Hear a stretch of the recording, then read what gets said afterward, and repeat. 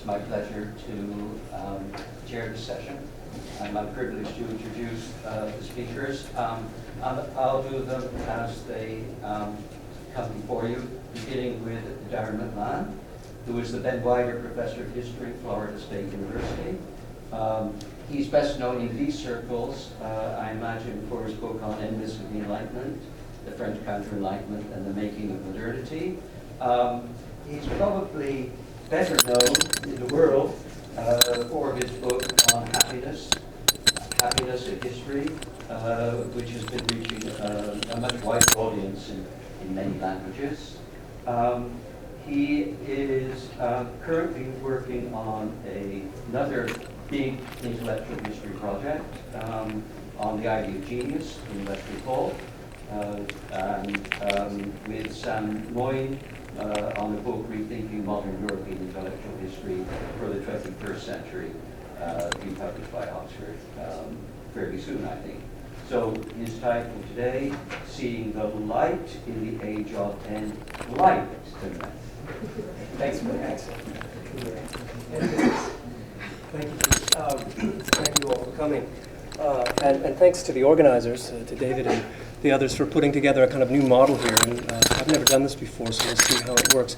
Just out of curiosity, how many people had a chance to look at the papers online? Sort of what I thought. So thank you for glancing.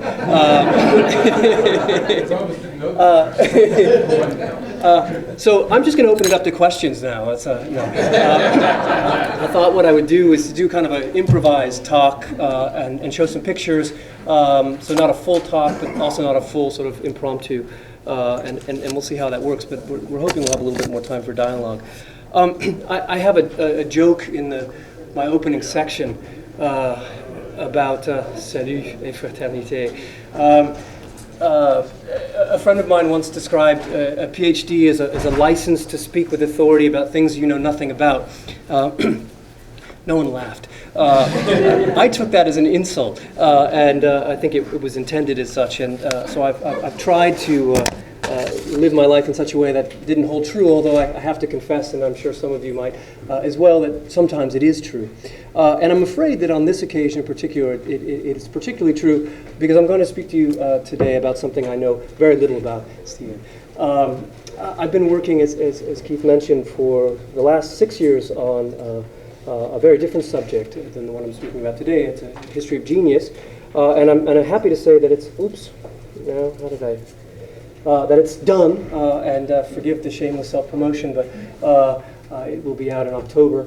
And so I'm in that stage now where you sort of, fantasize about all the projects you will write in the future and all the things that you will do, but you don't actually have to do any work to do that. And so I've been fantasizing about what I'd like to work on next, and the project that I'm describing today is a sort of fantasy along those lines. But what I'm hoping is that some of you can help me along, because I really have done very little research for this. I'm going to go to France this summer, but I've just sort of begun thinking, and very much, and in all earnestness, would seek your input and advice. So,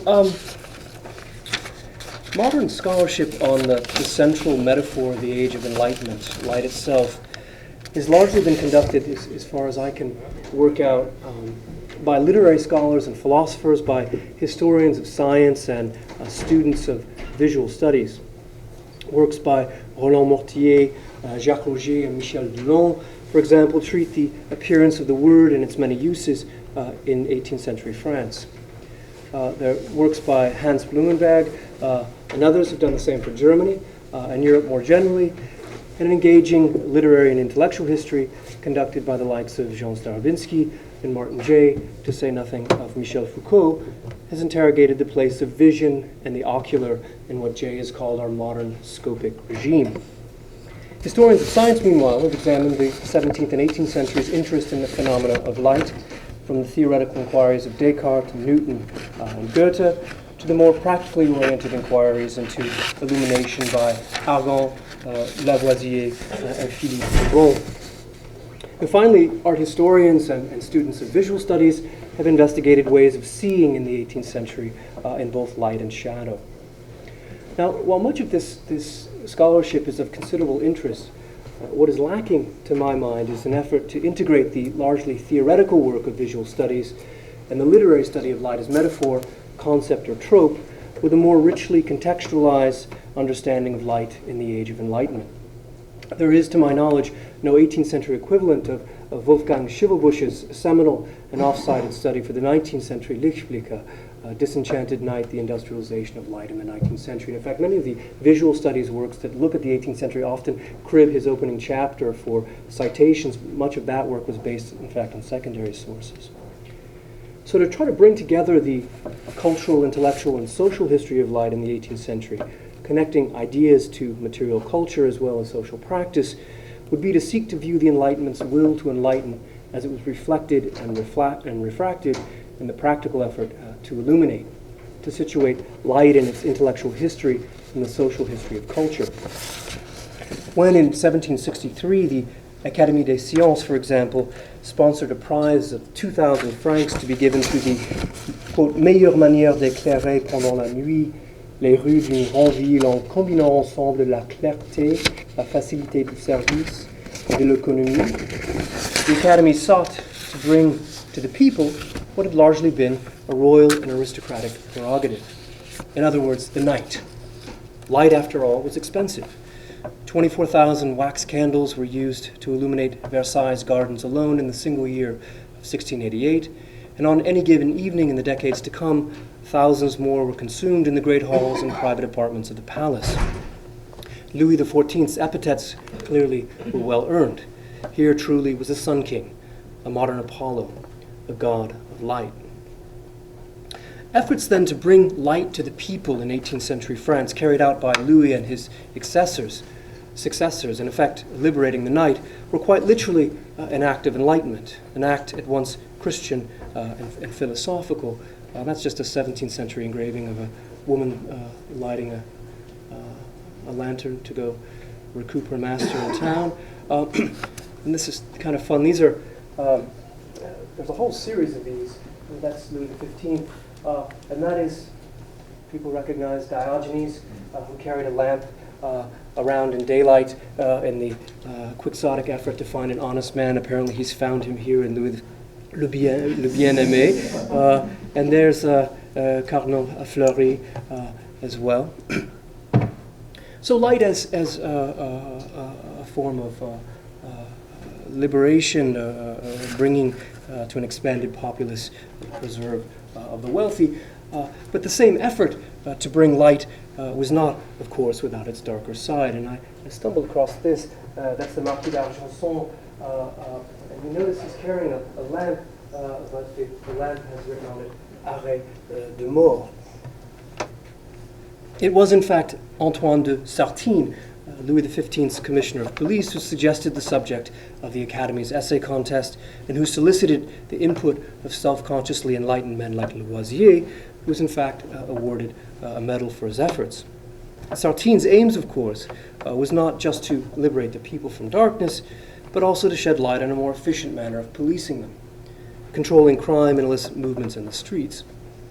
By the second half of the 18th century, there were over 8,000 public lanterns, réverbères, in Paris alone, according to Louis-Sébastien Mercier. And it's hardly surprising that lantern smashing, the snuffing out of the lights of a hated regime, was popular sport in Paris and featured centrally in the revolution. And these are aristocrats in Lanternopolis suffering the consequences. It's an irony symbolic of the dialectic of enlightenment that these same lanterns were used to hang, à la lanterne, representatives of the regime that had first strung them up. The earliest uses of that expression date to 1789, as well as the neologism noted by Mercier, lanterner, to lantern. They were employed with the dialectic of enlightenment in plain view. The lanterne was at once a place of transparency, the site of popular justice, and a dark place of retribution and violence. Works such as Camille Desmoulins's Le Discours de la Lanterne aux Parisiennes of 1789, replete with an image of a procureur général de la Lanterne haranguing a crowd from below the side of a réverbère, or engravings like the 1790 caricature Le Général Dalton poursuivi par les réverbères patriotiques makes this dialectic explicit. Light could liberate and expose. It could also conquer and blind. And it's worth noting that Desmoulins's pamphlet, that's the frontispiece, was written right after the summary executions of Foulon and Berthier de Sauvigny on July 22nd by the people, and of course was an attempt to justify those executions. Now, from what I've been able to pull out of the literature so far, it seems to me that we know too little about important aspects of the instrumentalization of light in the 18th century. Recent work on the use of fireworks, for example, during the old regime and the revolution, make clear how self-consciously light was employed to reinforce power through sublime and illuminating spectacles designed to create wonder and awe. Set designers in the 18th century also had a vivid sense of how to employ light to dramatic effect, and older studies from the 19th and early 20th centuries make clear that there's a great wealth of archival material waiting to be explored on the practical and theoretical task of lighting cities in both the Revolution and the old regime. The case of the entrepreneur de éclairage, Pierre Turtis-Sangrain, is intriguing in this respect. Granted in 1784 an extension of 30 years on his formal privilege, his bail to light the city of Paris by the Conseil d'État, Sangrain posed as an enlightened man, corresponding with John Adams and Thomas Jefferson, among others, in an attempt to import whale oil for the gas lighting of his lamps. At the outset of the Revolution, Sangrain's services were in great demand as administrators sought to respond to the complaints of numerous cahiers de doléances demanding that Paris and other cities be lit in all seasons and through the night, allumé tous les soirs. Sangrain was imprisoned during the Terror, but then was released and went on to serve both the Directory and Napoleon. His expertise was too valuable to be eclipsed by his shady past in the old regime. Now, anecdotes of this kind remain, for the moment, merely that, anecdotes.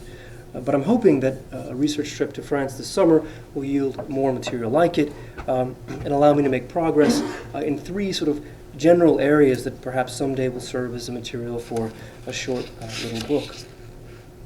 The first has to do with light as concept and contested category, light as metaphor.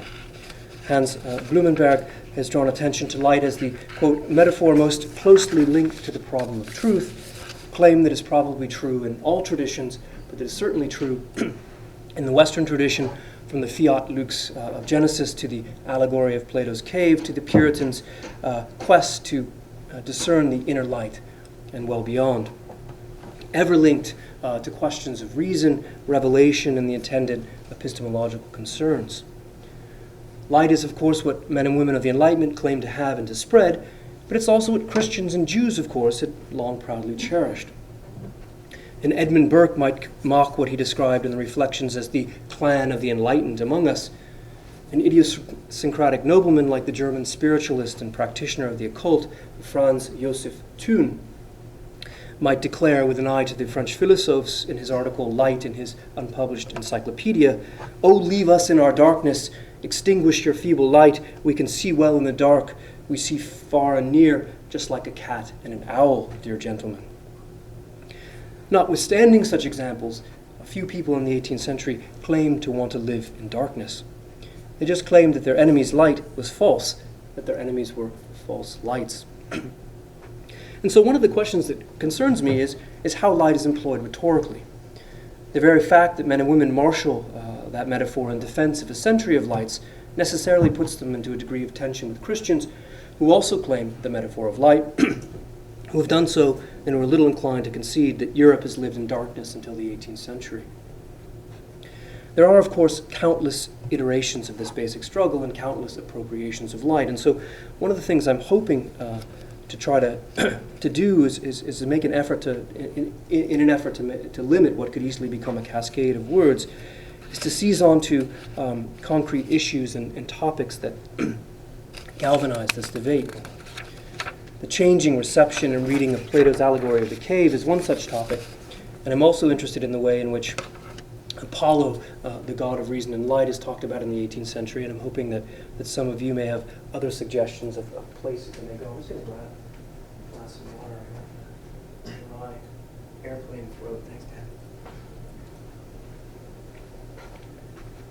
So that's kind of one whole set of concerns. They're concerns primarily of intellectual history, of how light is marshaled and invoked and used in discourse and debate. But what I'm hoping to do as well is to look at the intersection of some of this language with more practical and material concerns. The science is an obvious place of intersection, and there is, of course, a literature on the scientific investigation of light in the Age of Enlightenment, from Newton's optics to Goethe's rival color theory, to theories about electricity and lighting and the aurora borealis, lightning as well. With a good deal of work as well on the quest to understand combustion and the search for more efficient oil and eventually gas lighting. But what I'm particularly interested in are the places in which the metaphorical and theoretical discussion of light and enlightenment come together with practical concerns of how to spread light. And one of the first things I intend to do in Paris is to read through the essays submitted to the Academy of Sciences essay contest of 1763, for which Lavoisier was awarded a medal.